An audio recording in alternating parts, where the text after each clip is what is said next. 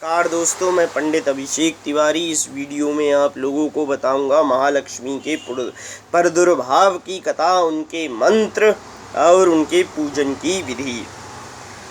तो वीडियो शुरू करते हैं। मैं आपको बताता हूं कि विष्णु पुराण के अनुसार इस संसार के आदि में सबसे पहले भगवान विष्णु शेष शैया पर प्रकट हुए और उनके दाएं कंधे से माता लक्ष्मी प्रकट हुई। भगवान विष्णु ने खुद माता लक्ष्मी को प्रणाम करके उनका पूजन किया।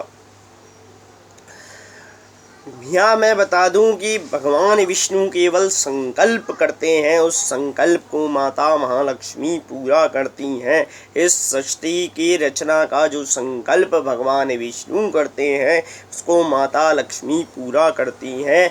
यही महालक्ष्मी भृगु ऋषि के पुत्री के रूप में प्रकट हुई और उन्होंने भगवान विष्णु की तपस्या करके उन्हें पति रूप में पाया। एक समय भगवान विष्णु से रुष्ट हो जाने के कारण वे अदृश्य हो गईं और भगवान विष्णु उनके जाने से श्रीहीन हो गए और शक्तिहीन हो गए। तब एक समय इंद्र ऐरावत पे बैठकर, ऐरावत हाथी पर बैठकर वन में जा रहा था। वहाँ उसने मेनका को देखा। वो मेनका के साथ विहार करने लगा। तभी उधर से दुर्वासा ऋषि आ रहे थे। इंद्र ने उन्हें प्रणाम किया। दुर्वासा ऋषि ने प्रसन्न होकर एक दिव्य सुगंध वाली माला इंद्र को दे दी।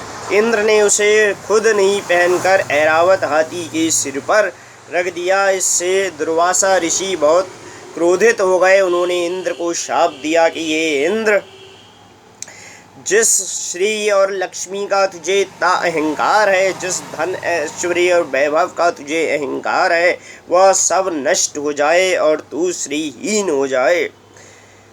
इंद्र के ऐसे दुर्वासा ऋषि के शाप के कारण ऐरावत हाथी इंद्र को छोड़कर चला गया और मेनका भी उसको छोड़कर चली गई।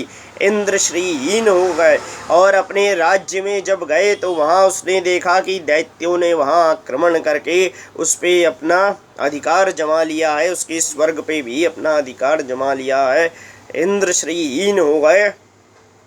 तब उन्होंने माता लक्ष्मी की ही स्तुति की। माता लक्ष्मी की स्तुति करके, लक्ष्मी सूक्त का पाठ करके इंद्र को महालक्ष्मी का दर्शन हुआ और इंद्र ने माता लक्ष्मी से वरदान मांगा कि आप हमें छोड़कर कभी ना जाएं। माता, आप हमारे स्वर्ग में वास करें और हमें छोड़कर ना जाएं और भगवान विष्णु के उसके साथ आप पुनः विवाह भी करें।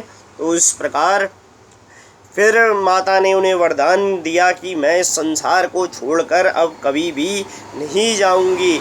तब वही माता महालक्ष्मी समुद्र मंथन के समय समुद्र से उत्पन्न हुई और उन्होंने पुनः भगवान विष्णु के साथ विवाह किया।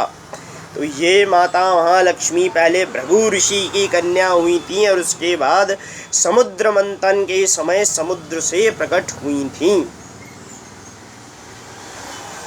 तो फिर इसके बाद ये माता महालक्ष्मी के प्रादुर्भाव की कथा है। अब मैं उनके मंत्र बताता हूँ।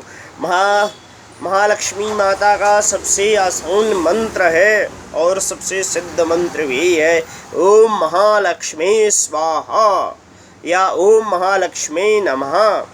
ओम महालक्ष्मी नमः ये मंत्र बहुत ही सिद्ध है और इससे माता लक्ष्मी प्रसन्न होती है। और इसके सिवा आप ओम विष्णु प्रियाय नमः इस मंत्र का भी जाप कर सकते हैं। ये भी आपको मनोवांछित फल की प्राप्ति कराता है। माता लक्ष्मी की पूजा कैसे करें?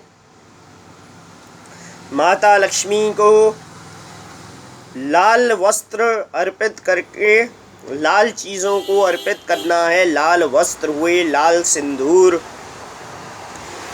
और लाल फूल उन्हें अर्पित कर सकते हैं। कमल का फूल वैसे माता महालक्ष्मी को सबसे प्रिय कमल का पुष्प है। उन्हें कमल से ही उनका प्राकट्य हुआ है। कमल से ही जब वो समुद्र से प्रकट हुई थी तो वो कमल पे विराजमान थी। इसलिए उन्हें कमल वासिनी कहते हैं, कमल निवासिनी कहते हैं। कमल से ही उत्पन्न हुई हैं, तो कमल का पुष्प उन्हें सर्वाधिक प्रिय है। वो चढ़ाया जाए उनकी पूजा में तो वो तो सबसे उत्तम है। पर उसके सिवा गुलाब का या कोई लाल फूल, जैसे गुलाब का या गुड़हल का फूल भी चढ़ाया जा सकता है। लाल वस्त्र, लाल चंदन आदि से, सिंदूर आदि से माता लक्ष्मी की पूजा की जाती है। माता लक्ष्मी के साथ सदैव ही भगवान विष्णु की भी पूजा करनी चाहिए। अगर आप लक्ष्मी की पूजा अकेले करेंगे और विष्णु की पूजा नहीं करेंगे तो माता लक्ष्मी आपको उसका कोई भी फल प्रदान नहीं करेंगी, क्योंकि उनके पति की अगर आप पूजा ना करके उनकी पूजा करोगे तो फिर वो आपसे प्रसन्न नहीं होंगे। इसलिए दोनों, उनके पति के साथ उनकी पूजा करनी है। माँ विष्णु और लक्ष्मी दोनों, लक्ष्मी और विष्णु दोनों की ही पूजा करनी है आपको, तभी आपका मनोरथ सफल होगा। परंतु 4 मास में भगवान विष्णु सो जाते हैं, तो उस समय अगस्त, सितंबर, अक्टूबर और नवंबर, इन महीने भगवान सो जाते हैं भगवान विष्णु। तो उस समय महालक्ष्मी की गणेश जी के साथ पूजा होती है। गणेश जी भी उनके दंतक पुत्र हैं, उन्होंने उन्हें गोद लिया है। तो इस तरीके से जो दिवाली का त्यौहार आता है, इस पे हम लक्ष्मी गणेश की पूजा करते हैं। लक्ष्मी जी के साथ गणेश जी की पूजा करते हैं, विष्णु जी की नहीं, क्योंकि विष्णु जी उन 4 मास तक सो जाते हैं, निद्रा के अधीन हो जाते हैं। तो इस वीडियो में इतना ही, ऐसी वीडियोस आपके लिए लाता रहूँगा। धन्यवाद।